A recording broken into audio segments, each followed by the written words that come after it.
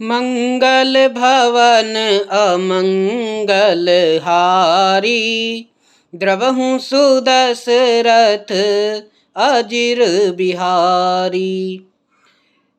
तो आज हम लोग शुरू करते हैं रामायण पाठ, जिसमें जनक जी श्री राम जी से मिलने उनके आश्रम पहुँचे हैं, वन में पहुँचे हैं।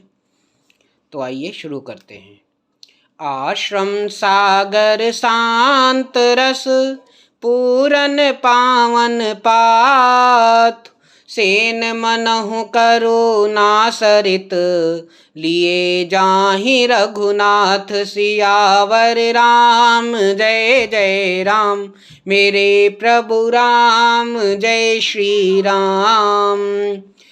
यहाँ पर श्री राम जी के आश्रम का वर्णन किया गया है। श्री राम जी का आश्रम शांत रस रूपी पवित्र जल से परिपूर्ण समुद्र के समान है, और जनक जी की सेना अर्थात जनक जी का जो समाज है, जो उनके साथ आए हैं सब लोग, वो करुणा की नदी है, जिसे श्री रघुनाथ जी लिए जा रहे हैं। अर्थात वो उनकी जनक जी की सेना और राम जी का आश्रम, जो शांत रस रूपी आश्रम का मिलन हो गया है।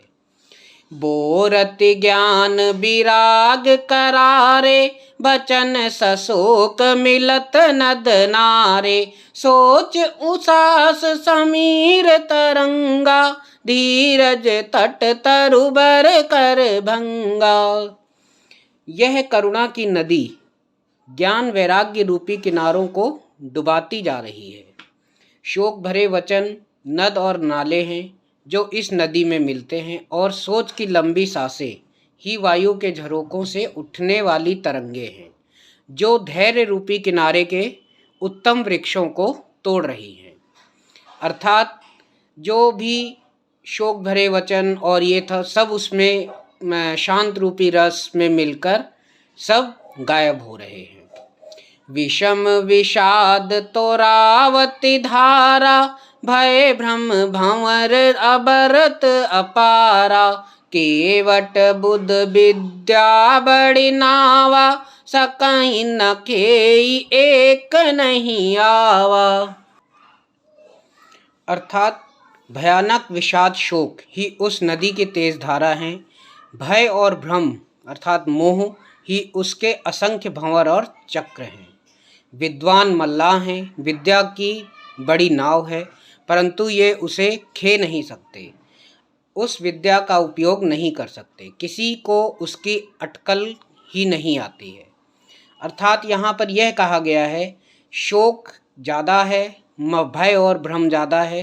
तो देखते हैं आगे क्या होता है।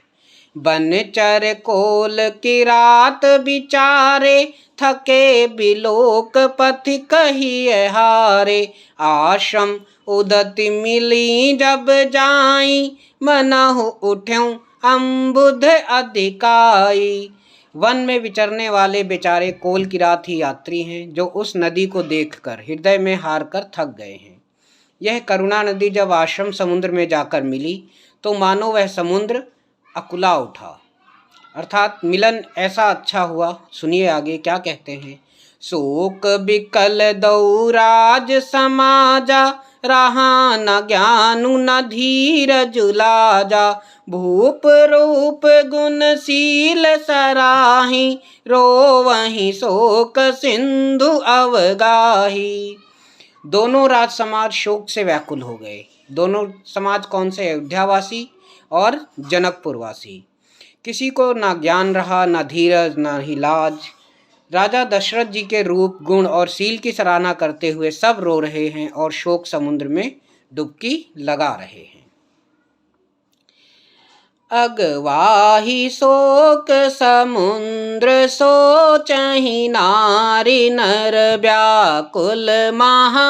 दय दोष सकल सरोष, बोलहि बाम विधि कीनो कहाँ। सुर सिद्ध तापस जोगी जन मुनि देखी दशा, विदेह की तुलसी न समरथु को जो तर सके सरित स्नेह की। शोक समुद्र में डुबकी लगाते हुए सभी स्त्री पुरुष महान व्याकुल होकर सोच चिंता कर रहे हैं। जितने भी महान व्यक्ति विद्वान व्यक्ति थे वो भी सब शोक से व्याकुल हो गए हैं। ये सब विधाता को दोष देते हुए क्रोध युक्त होकर कह रहे हैं कि प्रतिकूल विधाता ने यह क्या किया।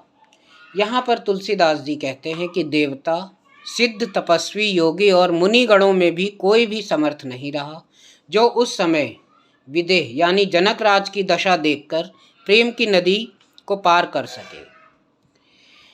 किए अमित उपदेश जह तह लोग मुनि बरहें, धीरज धरई नरेश कहूँ वशिष्ठ विदेह सन। बोलो राम जय श्री राम, मेरे प्रभु राम जय श्री राम। जहाँ तहाँ श्रेष्ठ मुनियों ने लोगों को अपरिमित उपदेश दिए। जो उस आश्रम या वन में रहने वाले ऋषि मुनि हैं जैसे वशिष्ठ जी और अन्य महान ऋषि, उन्होंने बहुत सारे उपदेश दिए। वशिष्ठ जी ने जनक जी से कहा, हे राजन, आप धैर्य धारण कीजिए। जासु ज्ञान रवि भवनि सिनासा, बचन किरण मुनि कमल विकासा। तहि की मोह ममता निर्याई, यह सिय राम स्नेह बढ़ाई।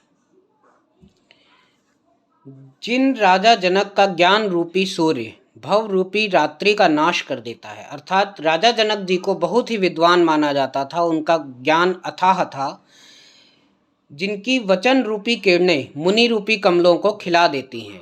क्या मोह क्या ममता उनके निकट भी नहीं आते थे। यह तो श्री राम जी और सीता जी के प्रेम की महिमा है, अर्थात राजा जनक जी की दशा श्री सीताराम जी के अलौकिक प्रेम के कारण हुई, लौकिक मोह ममता के कारण नहीं। जो लौकिक मोह ममता पार कर चुके हैं उन पर श्री राम जी और सीता जी का प्रेम अपने प्रभाव दिखाए बिना नहीं रहता। अर्थात ये कहा गया है कि वहाँ पर राजा जनक भी मोह ममता में फंस चुके हैं, लेकिन वो अलौकिक प्रेम है, लौकिक प्रेम या भौतिक प्रेम नहीं। विषयी साधक सिद्ध सयाने, त्रिविध जीव जद वेद बखाने। राम स्नेह सरस मन जासु, साधु सभा बड़ आदर तासु।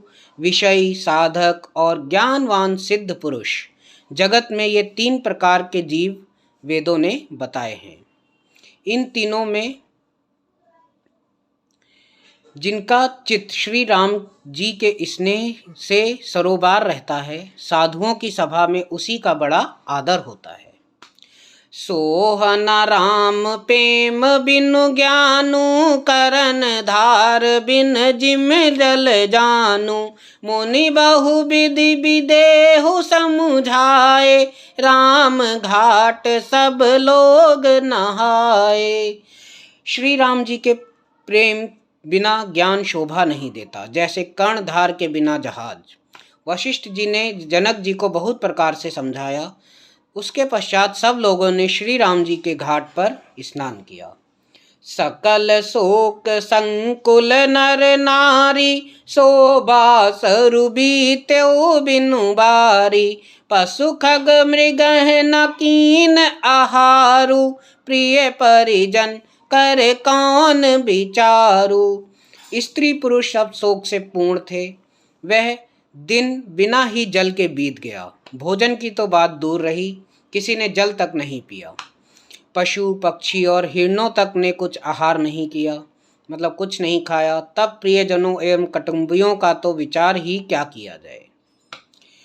दो समाज निमिराजू, रघुराज नहाने प्रात।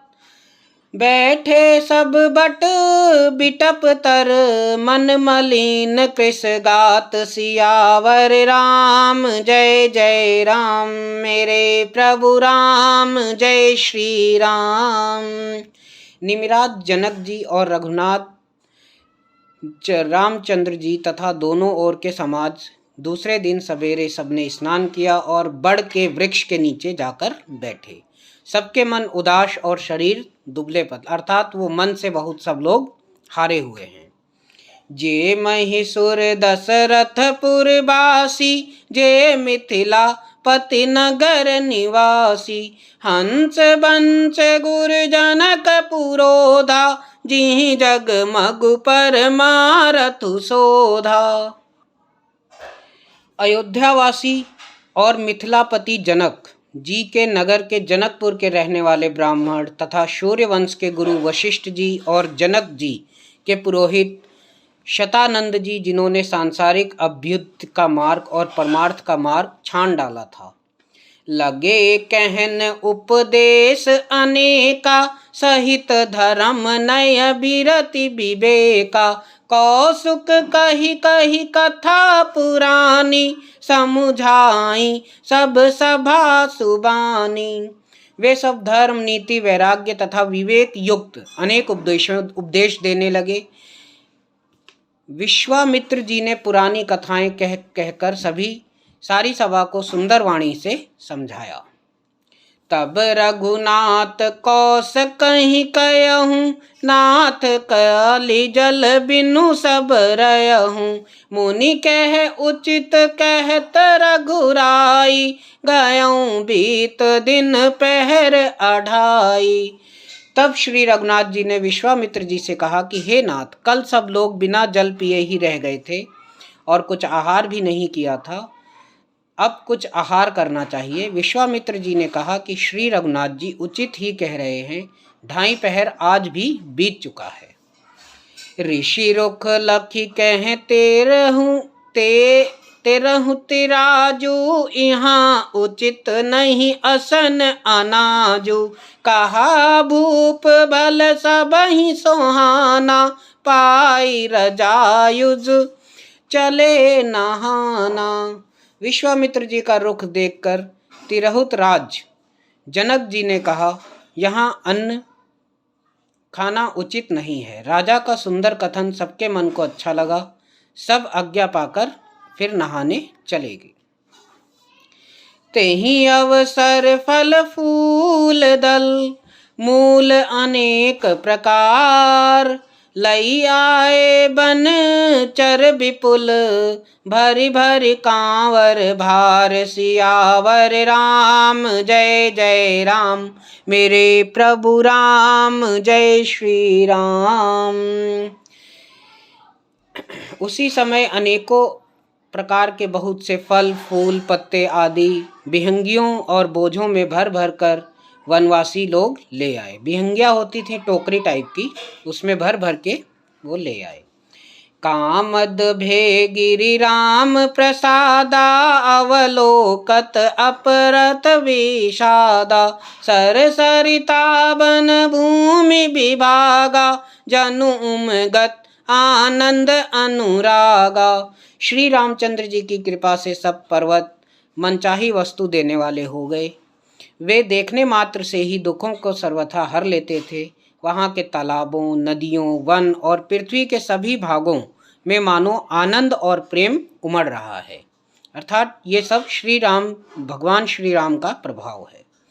बेली बिटप सब सफल फूला, खो बोलत खग मृग अली अनुकूला, तेहि अवसर बन अधिक उछाहु, त्रिबद समीर सुखद सब काहू। बेलें और वृक्ष सभी फल और फूलों से युक्त हो गए। पक्षी, पशु और भौरे अनुकूल बोली बोलने लगे, मधुर वाणी बोलने लगे। उस अवसर पर वन में बहुत उत्साह था। सब किसी को सुख देने वाली शीतल मंद सुगंध हवा चल रही थी। त्रिविध समीर जाई न बरनी मनोहर ताई, जनु मही कीरति जनक पहुनाई, तब सब लोग नहाई नहाई, राम जनक मुनि आयुष पाई। देखी देखी तरुबर अनुरागे, जह तह पुरजर उतरन लागे। दल फल मूल कंद विधि नाना, पावन सुंदर सुधा समाना। वन की मनोहरता वर्णन ही नहीं की जा सकती, मानो पृथ्वी जनक जी की पहुनाई कर रही है। पहुनाई मतलब उनका अतिथि सम्मान कर रही है। तब जनकपुर वासी सब लोग नहा नहाकर श्री रामचंद्र जी, जनक जी और मुनि की आज्ञा पाकर सुंदर वृक्षों को देख देख कर प्रेम में भर कर जहाँ तहाँ उतरने लगे। पवित्र, सुंदर और अमृत के समान स्वादिष्ट अनेक अनेक प्रकार के पत्ते, फल, मूल, कंद वहाँ पर रखे हुए हैं। मंगल भवन अमंगल हारी, द्रवहु सुदशरथ अजिर बिहारी।